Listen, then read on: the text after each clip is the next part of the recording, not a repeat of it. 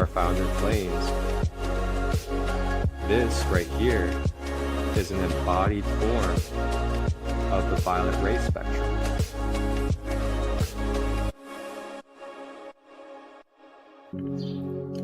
Tap in and tune in Tuesdays, Wednesdays, and Thursdays, 9 a.m. to 10 a.m. Eastern, live on YouTube, Facebook, and Instagram. Grand Rising with ChristoLight, your sacred space for discovering the Ascended Masters in crystal healing.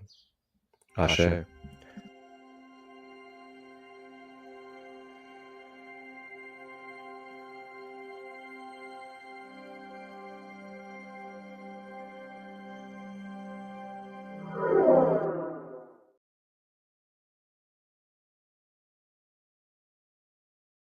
What's something people don't know about the pink ray? It heals more than the heart. It awakens purpose. Join me as we explore the fourth pink ray, Chohan Paul the Venetian. Mystery, compassion, timeless guidance await. Tune in live for a soulful profile. Practical insights, a guided moment to connect with the pink ray. Don't miss it. Grand Rising with ChristoLight coming soon.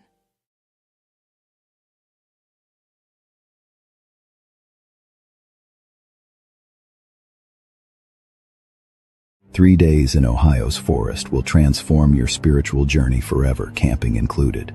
This isn't your typical retreat. We're talking about the summer solstice, 2026, where divine masculine energy meets ancient healing in the heart of Zaleski State Forest. Picture this: floating sound baths on Lake Hope, ecstatic dance under the stars, and shamanic ceremonies that awaken something deep within you. Sacred Kingdom Community is creating a space where fathers, sons, and spiritual seekers come together for the ultimate solstice celebration. You'll craft dream catchers, experience Anubis obsidian healing, and flow with conscious artists like Evan Sturgeon and Aura de Prophet. Marcus ChristoLight will guide you through cacao ceremonies and sound healing that'll shift your entire frequency. This is your tribe, a safe space to be vulnerable, gain wisdom, and connect with your divine masculine power. June 19th through 22nd.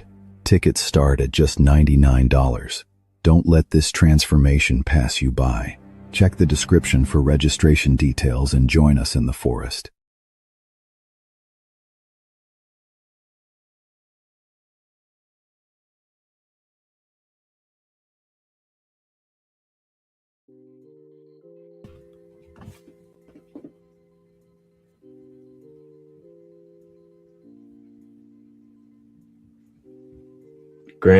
Grand day.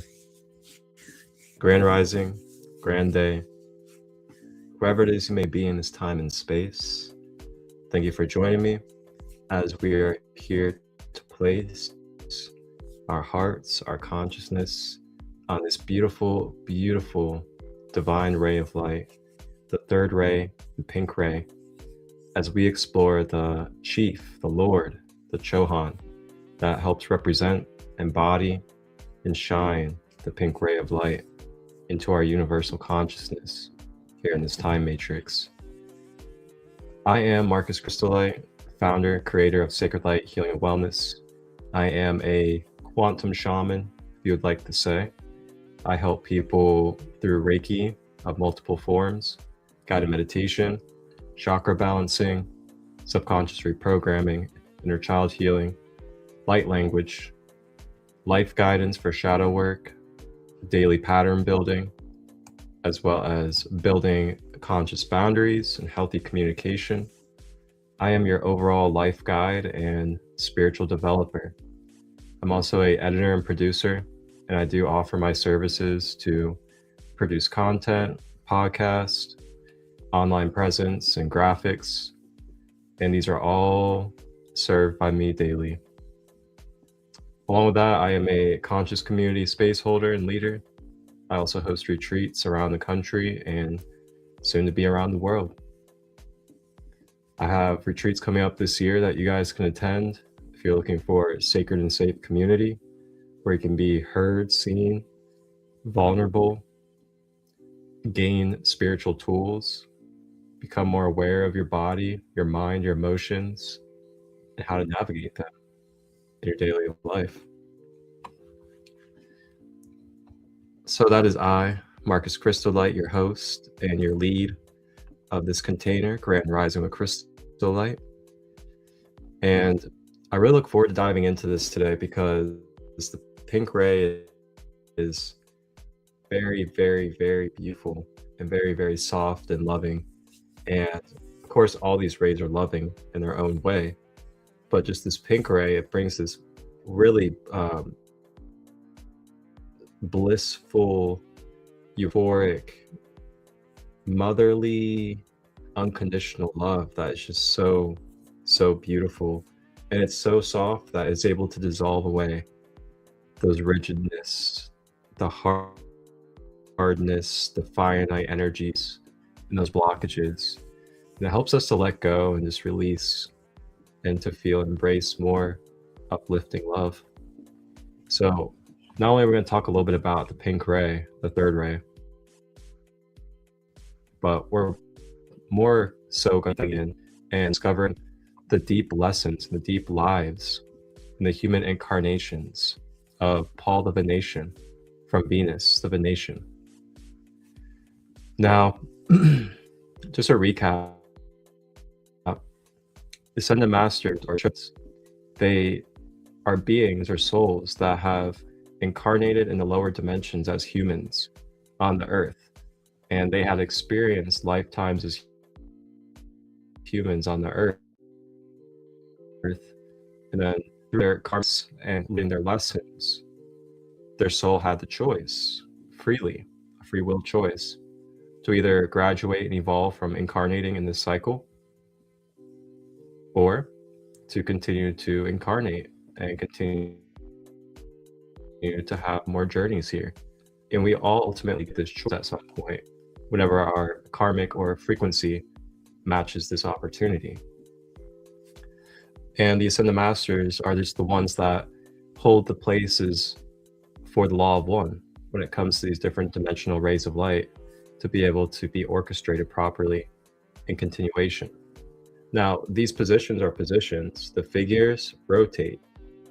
So different souls take different positions throughout different periods and cycles. So for example, I could be right here inhabiting this body right here in my most conscious focus. But after this life, I can choose potentially, maybe I don't want to have another human incarnation.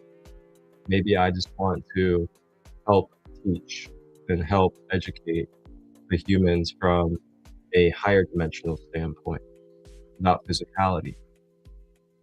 So then that is when you become an Ascended Master position, because Ascended Master is just an Ascended Master according to the human life. It's an ascended human, basically. So it's really cool. So before we dive in and start exploring our Chohan third ray, Paul the Venetian, let's go ahead and take a rewind to not last week, but the week before, where we left off with the second ray. Today, Grand Rising with ChristoLight goes live. 1 hour to explore Lord Lanto's human lifetime's teachings. How the second ray shapes courage and discipline. The slide of the Duke of Zhou, thought by some to be an embodiment of Lord Lanto. He volunteered with the Ancient of Days to come to Earth long ago for the rescue of the planet and her evolutions. At that time, a great retreat was built, known as Shambhala. Shambhala has come down to us in the centuries as a fabled, legendary place. It was actually a great shrine of light. It existed in an island in the midst of the Gobi Sea where the Chohan of the second ray, Ascended Master, in whose presence the sublimity of the mind of God can be touched and known. A master of sages and philosophers, Lord Lanto teaches us that the path of attainment through enlightenment, definition, and dominion in the crown chakra. Having studied under Lord Himalaya and gained his mystery in the retreat of the Blue Lotus, Lord Lanto elected to use the yellow plume to enfold the hearts of all mankind. He is dedicated to the perfectionism of the evolutions of the planet from the altar of Shambhala through the Great One, who had exiled himself on planet Earth for the sole purpose of keeping the flame of light. Lemuria and Atlantis. He was a high priest in the temple of the Divine Mother on the continent that sank beneath the Pacific, known as Lemuria. He had other incarnations on Atlantis, as did all the Chohans of the rays. In the last days of Lemuria, those who tended the flames upon the altars of the temples were warned of the coming cataclysm. They removed the oldest known book on medicine in the world. Ooh, that's a good one to know. The Yellow Emperor's Classic of Internal Medicine. It deals with anatomy and the causes, diagnosis, treatments of diseases, who described her, and of the masters who ennobled him. The Ancient of Days, Lord Himalaya, Gautama Buddha, and Lord Maitreya. Before his ascension, Lord Lantu determined that the light from his own heart flame should shine forth physically as living proof to his disciples that his threefold flame. The retreat of Lord Lanto then is at the Grand Teton Mountain, Jackson Hole, Wyoming. It's on the etheric octave congruent with the mountain. Lanto teaches us the word of wisdom and the word of knowledge that is to prepare to receive those gifts.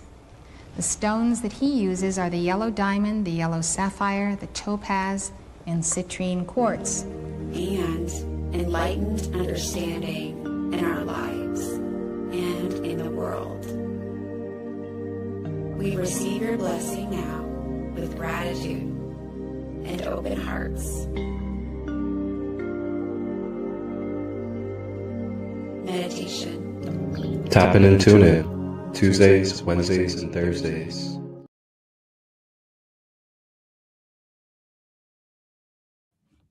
And there it is.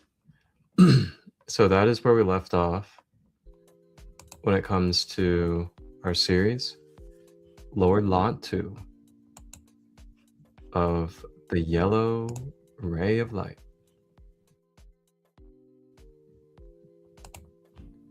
All right, so I got our text, our study for today. Paul the Venetian.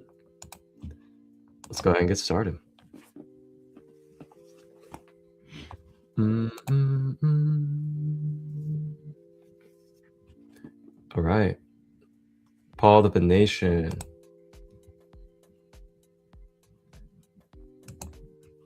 Paul the Venetian is Chohan of the third ray of divine love.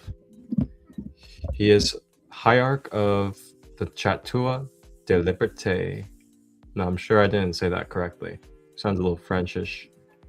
The Chateau de Liberté, his retreat on the etheric plane over southern France. See, I didn't even know that. That's funny. On the Rhone River.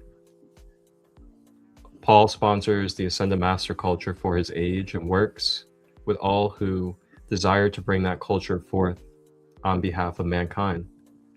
The culture of the Ascended Masters is the keystone in the pyramid of the Golden Age. For they have said it, that it is through culture that mankind will respond to spiritual truths and the teachings of the Great White Brotherhood. And just again, the Great White Brotherhood is just a etheric council or higher dimensional council of ascended beings that are cloaked in white robes and they have white energy fields. And they represent pure white light energy. Embodiments. So he was the head of cultural affairs on Atlantis. So in the days of Atlantis, Paul served in the government as the head of cultural affairs. Before the continent sank, he established a focus on the Liberty Flame in Peru, which gave impetus to the culture, beauty, and wealth of the Incan civilization. Wow, we're talking about Peru in connection to Atlantis. How fascinating. So he was an artist in the Incan civilization as well. He embodied in the Incan Empire as an artist. He used paints that did not fade, a mastery that he brought back in his final embodiment, thanks to the tremendous monument momentum that he drew forth, the Inca civilization flourished. Master of architecture in Egypt. He was embodied in Egypt as a master of esoteric architecture and worked closely with Almoria, then a master mason at the time of building the pyramids. Wow, that's cool. Then his last and final big life was Paulo Veronese. His final embodiment was Paulo Veronese, one of the major artists of the 16th century Venetian school. Born Paolo Cagliari in Verona, Italy in 1528, the artist's early training gained him renown at a hold on, let me read that again. The artist's early training gained him renowned at a young age as a talented painter. At 25, he was welcomed to Venice as a master of his art. The palatial splendor of his city, its pearls and silk from the east, its elegant tapestries and brocades enriched his work, which rose to the heights of decorative excellence. Veronese's ornamentations soon led to dramatic experiences with new colors. In his quest for beauty, he freed himself from the dull brown and grays of his predecessors by modeling in full light, making his already graceful figures iridescent and nearly transparent. He developed glistening pastels hues of azure, coral, pearl, lilac, and lemon yellow that startled and fascinated his patrons. He loved deep, bold, contrasting colors, and he combined shades never used before. Ruby and rich, velvety green, pink and emerald, aquamarine, and violet, as it too stressed that true beauty endures forever. Veronese searched for and discovered a technique of pigment preparation that is unsurpassed in preserving paint. His magnificent colors still radiate brilliantly today, compared with his fading ceiling of the Sistine Chapel and even Tiepolo's now deteriorating frescoes painted 2 centuries later. Veronese was a spiritual revolutionary who waged battle against the forces of anti-life in his arts. He saw beauty as the most powerful catalyst for enlightenment, and he endowed the figures of Jesus, the apostles and saints, with lifelike expressions. My associating them with easily identifiable places and things, he put them within the reach of the common people. The master transcended the traditionally flat, lifeless, and grim aspects of medieval art. His biblical scenes and historical subjects, festivals, and pageants were refreshingly executed with joy and sweeping grandeur. Whew, this is very meditative. He illustrated the steps of initiation on the path of Christhood and was profile in painting the martyrdom of the saints. His most impressive work is the vast marriage at Cana, which hangs in the Louvre. His other paintings include Temptation of Saint Anthony, the Coronation of the Virgin, the Deposition from the Cross, Supper at Emmaus, the Holy Family, and the Rising of Lazarus.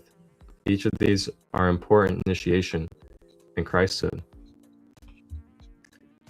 If you guys actually look over here, these are very common images. This is pretty fascinating to now get this backstory. So on one occasion, he was summoned before the tribunal of the Inquisition under suspicion of heresy for the irreverence in his painting of the Last Supper. So he painted the Last Supper, Paul the Venetian, when he was incarnated as this figure we're reading now. Interesting. Ooh, give me chills. Which included in a A dwarf. I didn't know there's a dwarf in the picture of the Last Supper. We'll take a look in a second. So it has a dwarf, a parrot, guards in German armor, dogs, and a jester. Veronese staunchly defended the artist's right to freedom of imagination. The tribunal found a solution by suggesting that the paintings be renamed Feast in the House of Levi. In 1588, he contracted a fever and a few days of illness died on April 9th.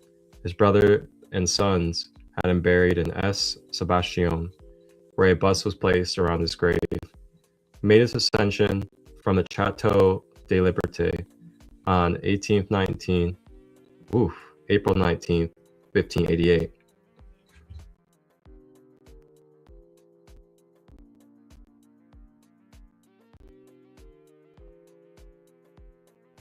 The Heavenly Father is portrayed by a majestic figure. The likeness of Jesus depicts the sun, an impressive white dove.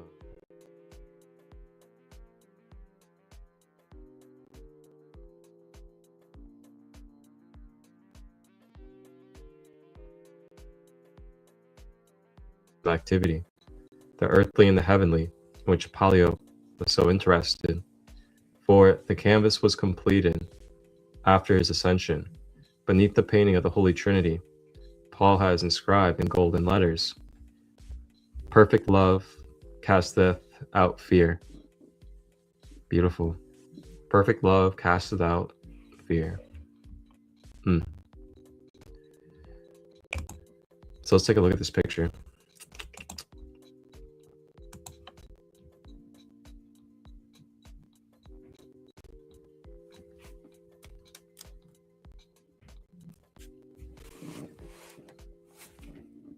So yeah, you see the dog down there. I want to see the dwarf.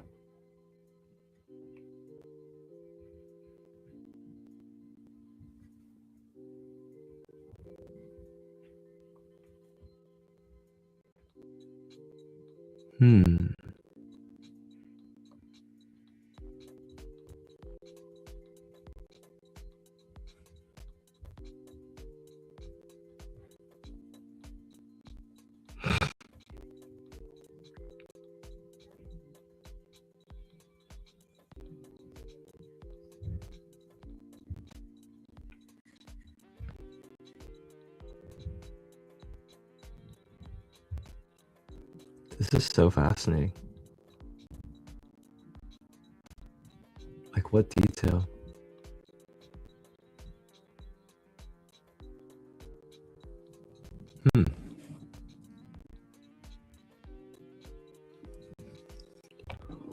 Wow. You can see these birds. Are those birds? Yeah, those are birds. Okay. How cool. Paul of Venetian. Feast in the House of Levi. Oh, is this the one with the dwarf? I think so. Yep.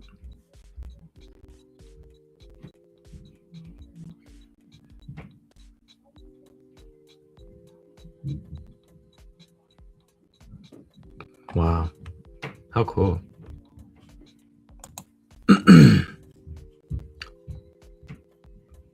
All right. So continuing.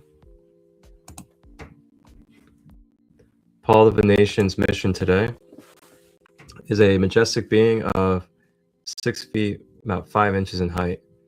He is fair of countenance with deep blue eyes and golden wavy hair. He is usually barbed in raiment of emerald green velvet, since he is a native of the planet Venus, where the inhabitants are masters of the flame and therefore radiate harmony and divine love. Paul's natural heritage is beauty and grace, diplomacy and tact. His voice is melodious and kind, bringing comfort and peace to all who come in contact with his presence. The Ascended Master, Paul the Venetian, is a great teacher of the path of love.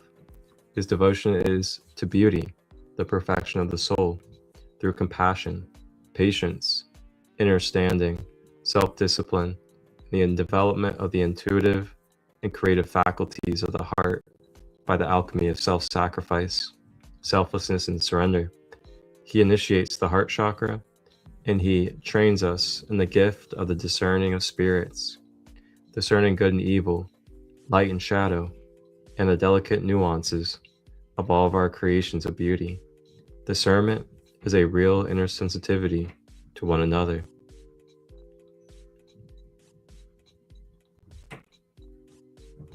Whew.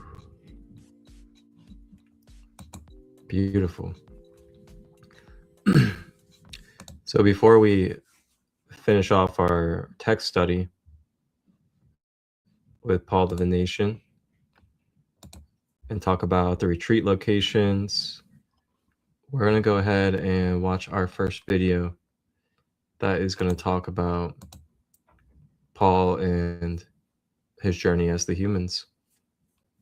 Welcome to the Spirit Spark. In this video, we'll explore the life, teachings, and legacy of Paul the Venetian, the Ascended Master of creative expression in divine love. Stay with us as we delve into his inspiring journey and the profound wisdom he offers. Paul the Venetian, also known as Paolo Veronese, was a celebrated Renaissance artist whose work continues to inspire people to this day. But his influence extends far beyond his artistic contributions. Paul the Venetian was born in 1528 in Verona, Italy, as Paolo Calieri, later known as Paolo Veronese. He was born into a family of stonecutters and was initially trained by his father. His talent for painting was evident from a young age, and he was soon apprenticed to local masters. By the age of 20, Paolo had moved to Venice, where he quickly made a name for himself with his grand, vibrant, and imaginative paintings. Paul's journey as an artist was marked by a profound spiritual awakening. His works, characterized by vivid colors and dynamic compositions, reflect his deep connection to divine inspiration. Paul believed that art was a medium to express divine love and beauty, transcending the physical realm. His masterpieces, such as The Wedding at Cana and The Feast in the House of Levi, not only showcase his artistic genius but also convey deeper spiritual messages. Life in Venice offered Paul the Venetian the opportunity to interact with other great artists and intellectuals of his time. The city was a melting pot of culture and creativity, and Paul thrived in this environment. His work was commissioned by nobility, religious institutions, and the Venetian state itself. Despite his success, Paul remained humble and deeply connected to his spiritual path. After his physical life, Paul the Venetian ascended to the spiritual realm, becoming an ascended master. He is known for guiding souls towards creative expression and the realization of divine love. Paul serves on the third ray of the divine spectrum, the ray of love and creativity. His mission is to help humanity realize their divine potential through the power of creativity and love. Paul the Venetian's teachings emphasize the importance of creativity, beauty, and love in our spiritual journey. He encourages us to see the divine in all forms of art and to express our highest selves through creative endeavors. His wisdom guides us to cultivate a heart-centered life, filled with compassion and artistic expression. Paul's influence can be seen in the works of countless artists, musicians, and writers who have been inspired by his teachings. To align with Paul the Venetian's teachings, you can integrate more creativity into your daily life. Whether through art, music, writing, or any other form of expression, allow your heart to guide you. Embrace beauty in all things and cultivate love and compassion in your interactions. Paul teaches us that every act of creativity is a step closer to realizing our divine potential. By fostering a creative and loving mindset, we can transform our lives and the world around us. Paul the Venetian's legacy continues to inspire modern artists and spiritual seekers. His teachings on the importance of love, creativity, and beauty resonate deeply in today's world. Many contemporary artists credit Paul with their creative breakthroughs and spiritual insights. His influence extends beyond the art world, touching the hearts of anyone seeking to live a life of purpose and passion. Paul the Venetian's legacy is a testament to the enduring power of spiritual wisdom and transformation. His teachings on creativity and love continue to guide seekers on their spiritual journeys. Thank you for joining us on this exploration of Paul the Venetian.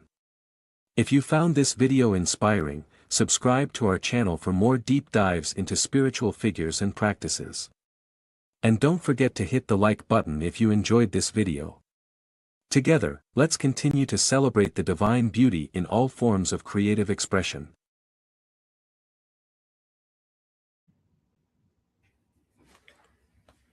How beautiful. How beautiful. All right, let's go ahead and continue.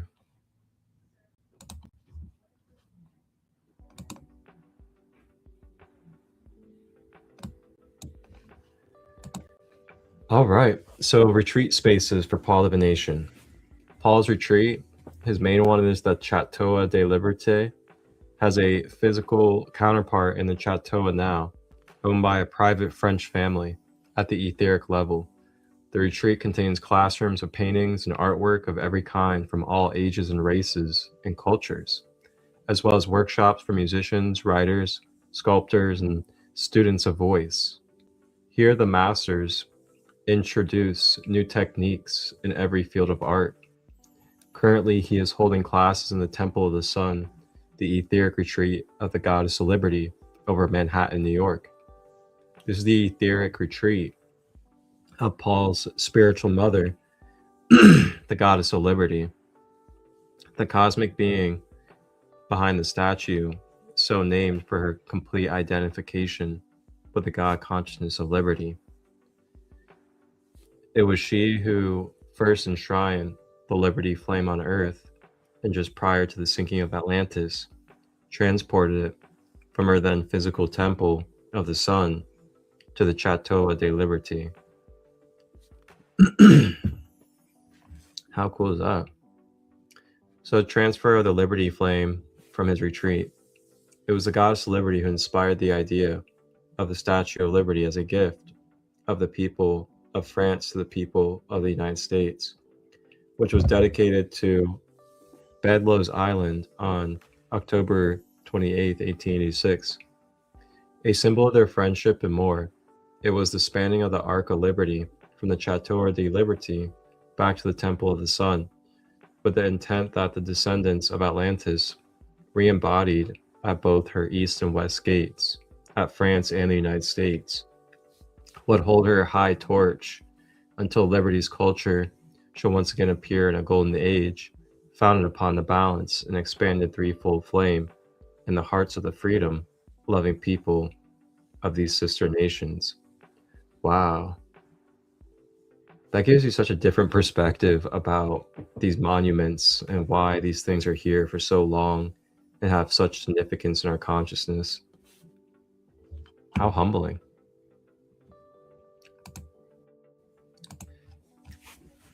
"76 years later, in a dictation given in Washington, D.C., September 30th, 1962, the Ascended Master K-17 announced the bestowal of another gift from France to America, this time from Paul the Venetian.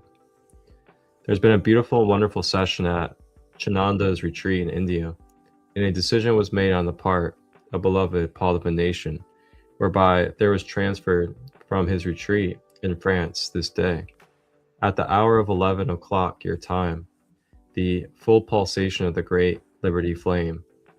The flame was permanently placed with the force field of the Washington Monument, and the pulsations of the Liberty Flame are intended to grace the heart of America as a gift from the Brotherhood and from the heart of beloved Paul the Venetian. It is given as a treasure from the heart of France, from the spiritual government of France to the spiritual government of America. The Liberty Flame is a gift of greater magnitude than the former gift of France. The Statue of Liberty as a tribute to the great being, the Goddess of Liberty. It is incomparable for the flame itself shall penetrate the structure of the monument, rising high into the atmosphere above it, and all who visit there shall become, even without knowing it, infused by the pulsations of the liberty flame within the heart of America.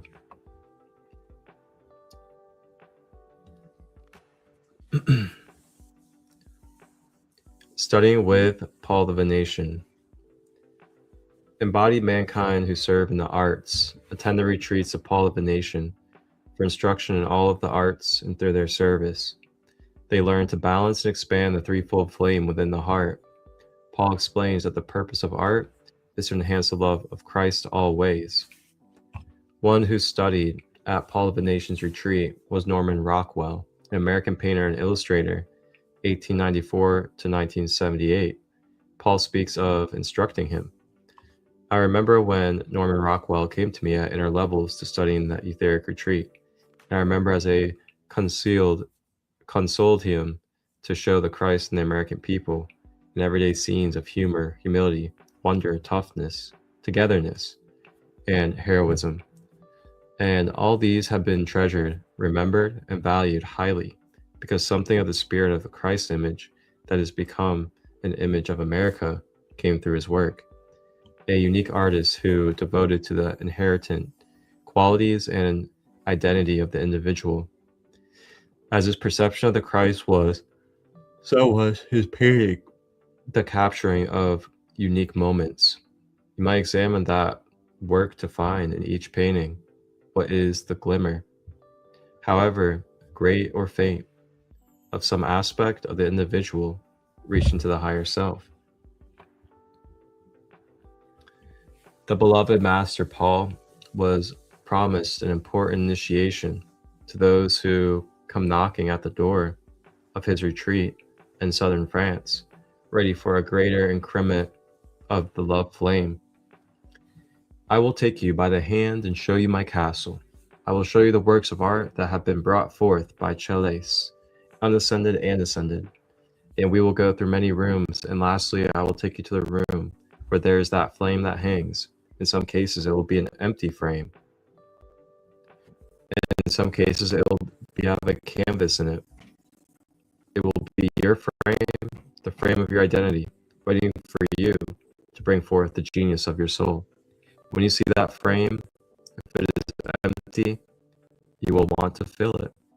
And so I will take you to that place, the atelier, where you can work with other artisans who are learning the art of living love by the discipline of the hand and the discipline of expression, so that you can draw the image of your own Christ perfection. And when it is the best that you have to offer, it will be placed in your frame. When you come back again before the frame, after many months of purging and self-purification, you will say undoubtedly, Beloved Paul, I have another opportunity to express my Christhood, to draw the image of myself, for I have perceived a new aspect of that image, and I would like to have this, my best offering, now placed in my frame. And of course, you'll have the opportunity. Man, that's so beautiful. I love that analogy of the frame. So your vessel or your human is the frame. And then, what you express, what you paint, what you put on that frame, it's then going to be showed. It's going to be felt. It's going to be sensed in that frame. And you have the opportunity to always wipe your frame clean and to be able to create a new image in that frame of your own self. And that's what it means to live Christ-like, is to be in that eternal connection of change. Paul the Venetian says, I am Paul the Venetian. I paint on canvases of the ethers. I etch in crystal, I sculpt, I mold the clay. I fashion all things physical and many substances not known to you in the higher octaves. To what purpose? To the purpose of showing forth and ever more revealing an exquisite image of the Christ appearing in children and people from every walk of life. Is it any wonder that we deplore the chaotic and abstract art that has no point of unity? It also portrays a certain barrenness and absence of the point of light in the individual. One can see anarchy by an absence of dimension, an absence of harmony, or focalization of modern art. Modern art enters the subconscious accordingly, whether or not the artist is influenced by marijuana or other substances. Art portrayed in fabric design, wall covering, clothing style becomes a matrix capable or incapable of carrying some measure of Christly proportion. When the people's art and sense of art flounders, then the images of Christ recede. It is rare to find a work of art that is come from the ether octave in this period. Where will your leaders learn to deal with the invaders of the mind of the nations? They will learn from the schoolrooms and cities and retreats. How we get there if they do not contain that crystal, it becomes the magnet and a star to follow when it's forth from the body in the hour of sleep. This is indeed the crystals inside the light and company now no resolution, no harmony. It is the direct of solution to internal nuclear war. And while abortion itself seems to be the supreme act of anti-art, it does negate the lawlessness that everybody has activity.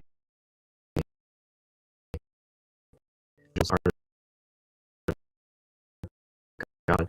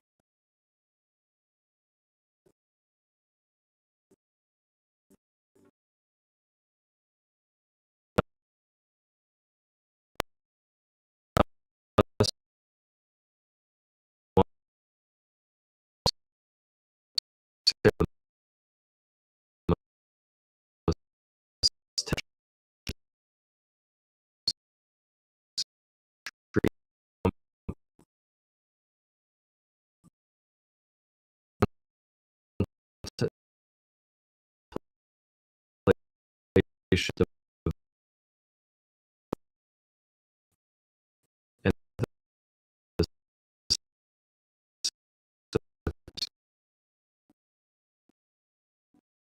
building blocks of and sound that is a system harmony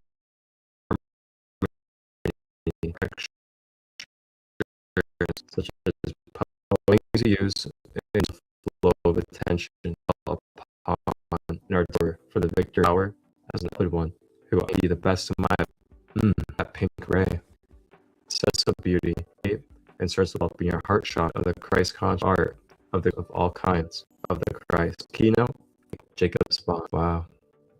And I have here Paul on the teachings of him, Mark L. Prophet and Claire Prophet. Actually, and our final video today is going to be Elizabeth Claire Prophet at the Summit Lighthouse, talking and channeling Paul the Venetian. Whew, how beautiful. So let's go to his retreat spaces. Check these out real quick. So the Chateau de Liberté, that's what it looks like on the physical side. Wow, that's beautiful. So it's in the south of France on the river Rhone. It is a focus of the flame of liberty, and the retreat presides over Paul the Venetian. This contains here on the etheric focus, which is congruent with and extends far beyond a physical castle. now owned and maintained by a private French family.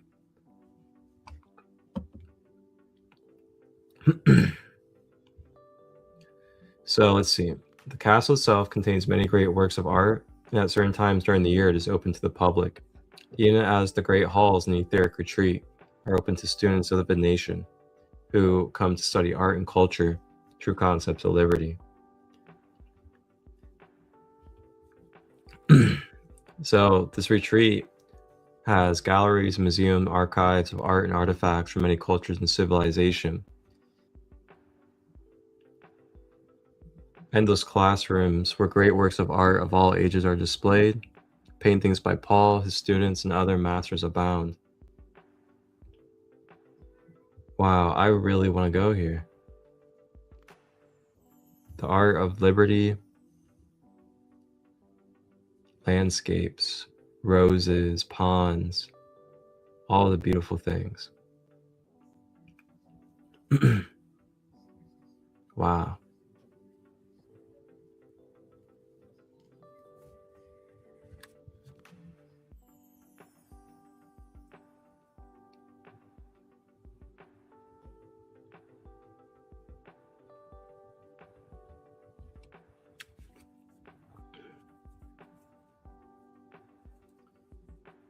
The goddess of liberty.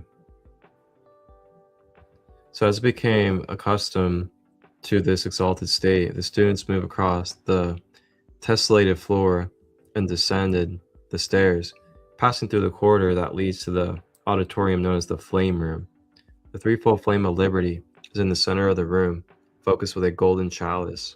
Within the base of the chalice is a concentration of the crystal fire mist, the white light out of which the threefold flame proceeds. The focus of the flame of liberty was brought by the goddess of liberty from the Temple of the Sun near Manhattan. Attending the retreat.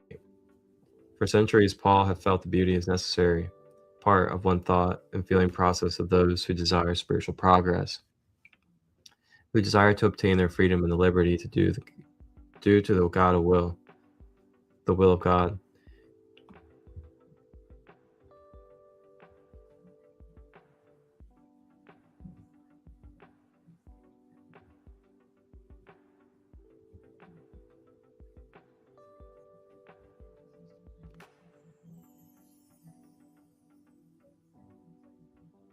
All right, I'll read this part and then we'll have our closing video. So this is from Paul about the retreat. Come as the Lord of the third ray of God's divine love, to strengthen the children of God by the power of Lord's strength, wherein he strengthened the prophet of old. I would impress upon you the very patterns that issue from the heart of God. Patterns that as floral cups are made up of exact geometry that is required to sustain a momentum of love upon the planet in the last days. Precious hearts, it is one thing to have in mind an idea of love, to think of love, to accept love when all is going well. But I would train you to magnetize love as a vortex, a pulsating light essence that is not moved, that cannot be moved, come what may. To sustain a focus of love when all the world is confounded by the volleying of their hatreds is the calling of the avatars and of their chalice who count not the cost as they give their all for the salvation of a planet and its people. Now then, I will take you into my drill sessions. Yes, indeed, we do drill in my retreat. Those of you who think that we spend all our days and nights in painting and sculpture and divine arts must realize that each of the 7 rays issues forth from the white core fire of God's being. And the white fire core is the full component of the consciousness. And so I have an army, beauty bearers, those who bear the consciousness of beauty to mankind. And they do march in formation and most lovingly come under the disciplines of Serapis Bey.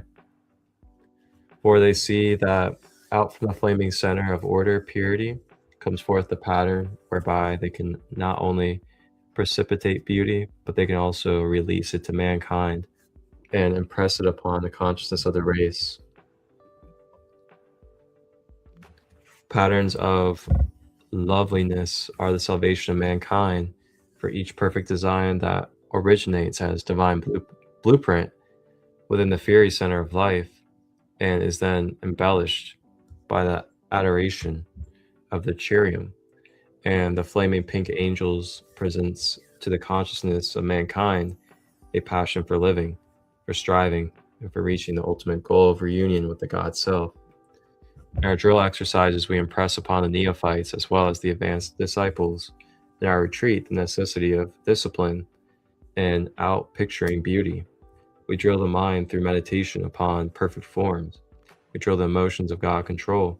We show how each one may command the perfect feelings of God to be reciprocates of God's light within the consciousness, and how he can, in the name of the risen Christ, refuse to admit aught else, especially the teeming emotions of the mass mind. This can be done, precious hearts. Do not doubt that you, even in your present state, can rise quickly, no matter what your level of attainment, to greater self-mastery and greater control of the fires of creation. For when you come right down to it, the fires of creativity held within the force field of man determine what he can accomplish in his earthly span. If you are ready for the disciplines of love, then I invite you to come to France, to the Chateau de Liberté. Come on wings of song and wings of glory.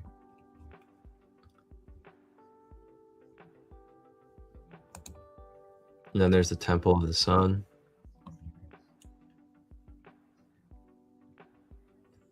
So that's a little bit more connected to Goddess of Liberty, and we'll save that for the episode when we get to her.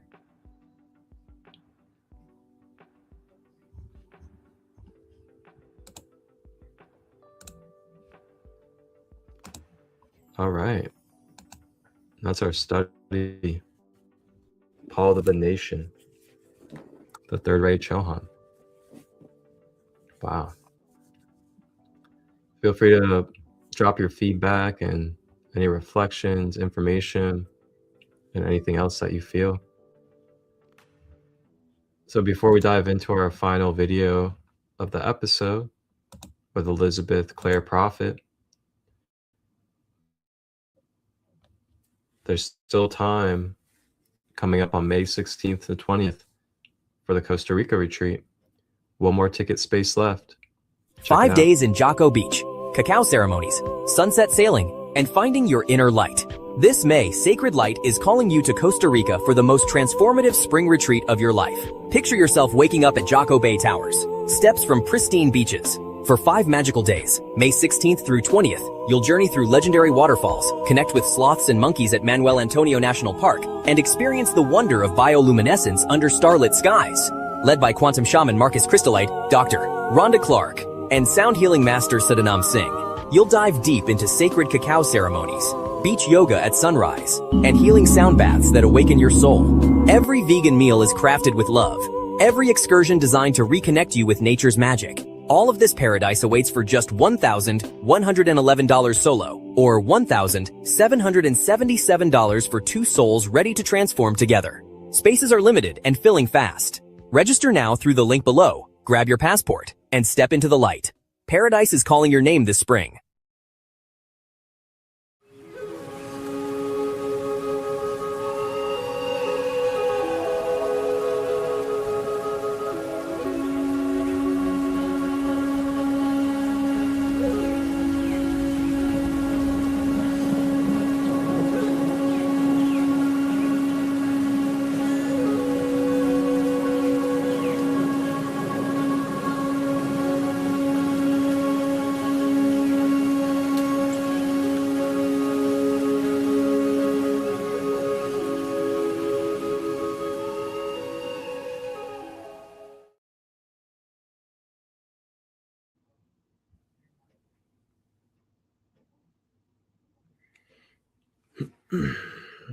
All right. So we'll go ahead and watch our final video. And then we will be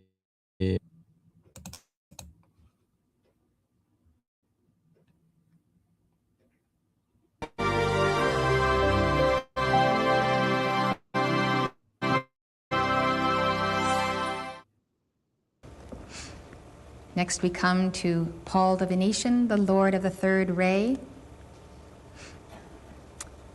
Paul the Venetian served on Atlantis, as probably most of you have done in some capacity, not unlike the job you're holding today.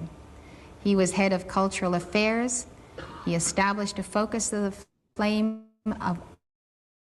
of liberty, which is another name for the threefold flame.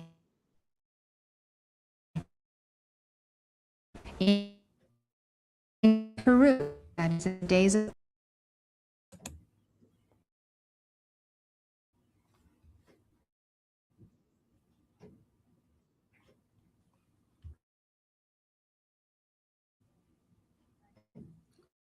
Okay, I wasn't really liking the way that was coming through. So I'm going to go ahead and just do a screen share. This will be a lot better.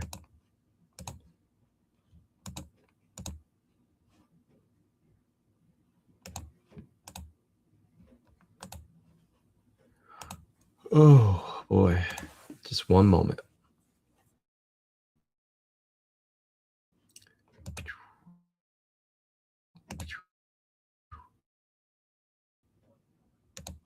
There we go.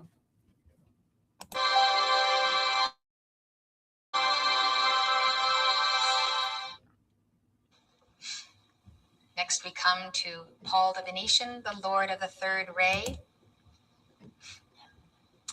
Probably most of you have done Atlantis, probably most of you have done not unlike the job you're holding today. He was head of cultural affairs.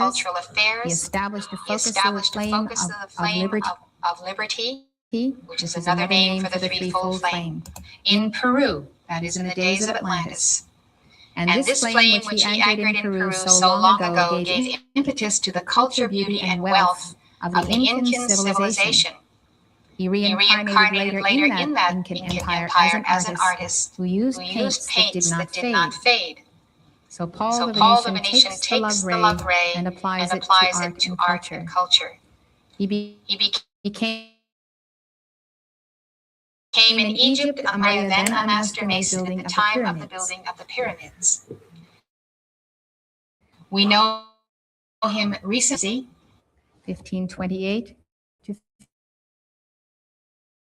1588. This is his self-portrait. He called it the portrait of a man. Paolo revitalized art. His paintings treated religious personages with a simple familiarity that put them in reach of the common people. His portrayal of the saints as real people made holiness a goal towards which more might aspire. He teaches us then the mastery of the heart chakra. The 12 petals of the heart are the 12 gates to the city foursquare. They are the signs of the zodiac, the 12 paths under which you can be born, and in successive lifetimes you come under those events of different attributes and of different initiations. This is true of the threefold flame, and I'll show you treating Paul, which is the background.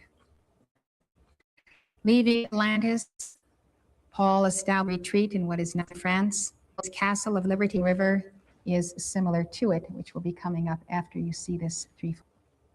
He currently holds his classes in the Universities of the Spirit in a retreat over Manhattan that is called the Temple of the Sun. This statue is actually a focus of a cosmic being who is known as Mother Liberty, who embodies the flame of liberty for America and for the world. And this divine Mother of Liberty is actually the cosmic mother of Paul the Venetian, but she does initiate all of those who come to these shores. It does explain why people are so excited when they come and see the Statue of Liberty, and why so much hoopla was made the last 4th of July for more than a statue, but of the presence of the Divine Mother who unites and unifies despite religious leanings. This is where Paul the Venetian draws when you study it, and it is a wonderful place to study because this was once a temple on Atlantis, having the focus of the 12 gates and the 12 solar hierarchies. There is a liberty flame or a threefold flame anchored in the etheric octave above the Washington Monument. Paul helps us with the discerning of spirits, and he uses the gemstones, ruby, diamond, garnet, quartz, and pink. Quartz is pink, tells us, is for the development of those softening qualities of love,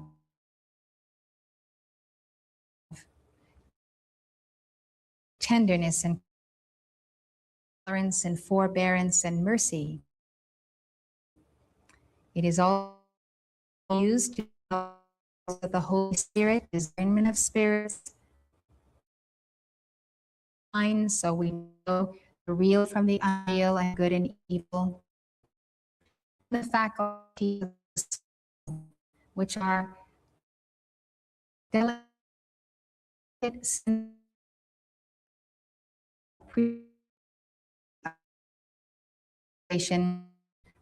new poetry, art, or all the roots we one invented recent years in crystals. They are exactly identical to the molecular structure real ruby, so they suit our purposes. So we can have access to them because they are far less expensive. In the Hindu tradition, and this is certainly accurate, the ruby is used for strengthening the heart and the circulation. It makes one encourages sadness and sensuality. The root is strong.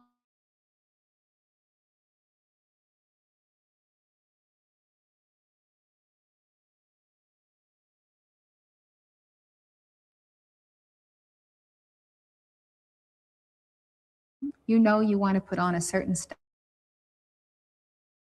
stone for what you feel it's going to add to your experience.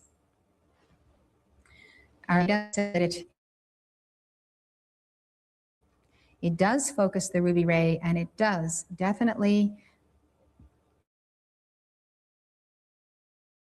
make us tune in to the path of the secret rays, and that intense love which goes beyond the pink to the ruby color.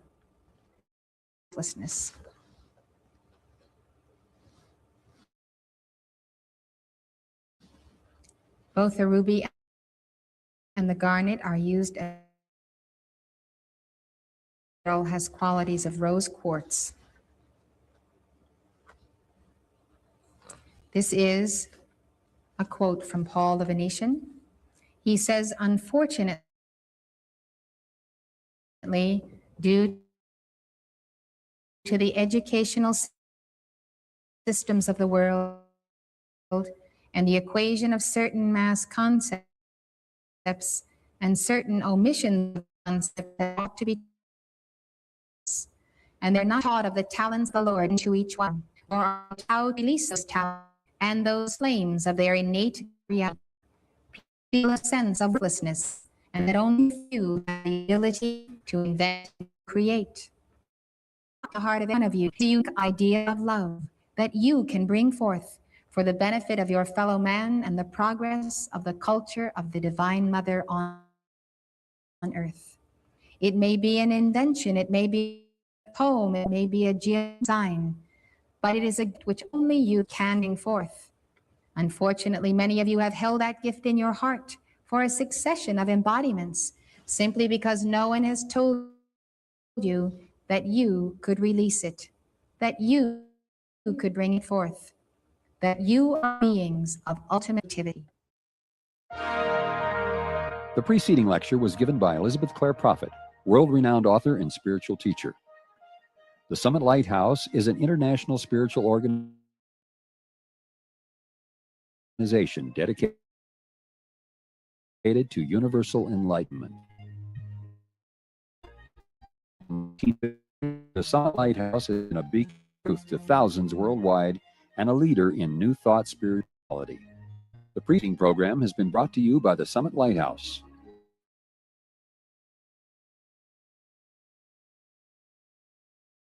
Call 406-848-9500 or write to the Summit Lighthouse, 63 Summit Way, near Montana, 59030 USA.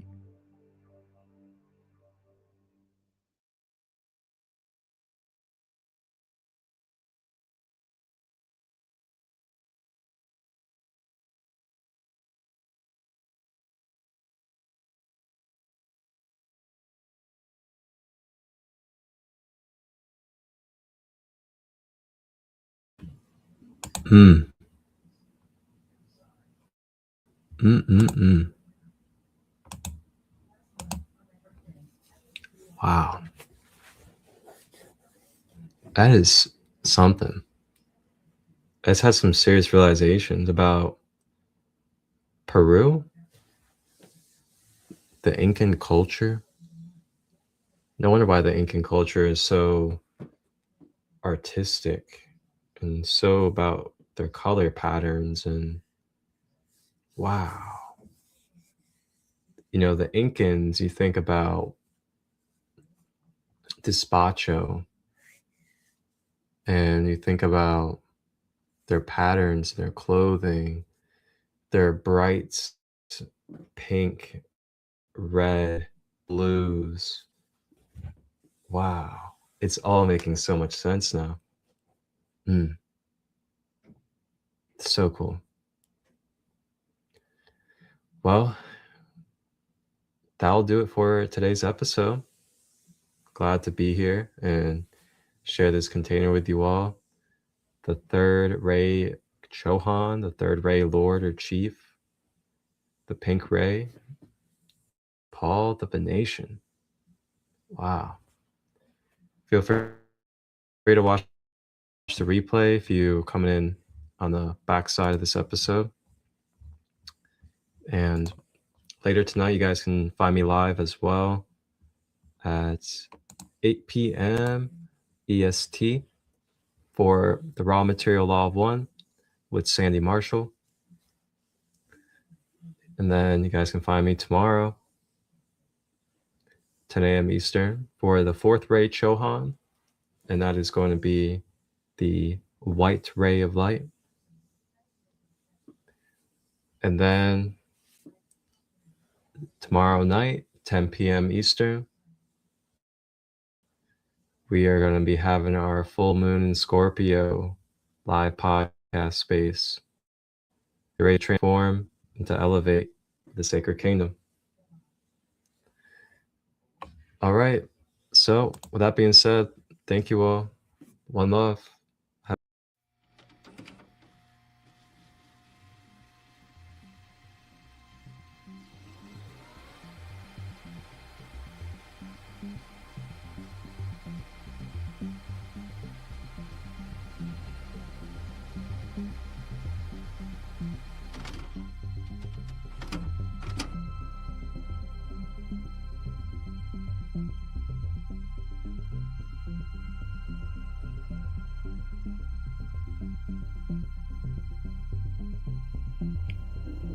2023.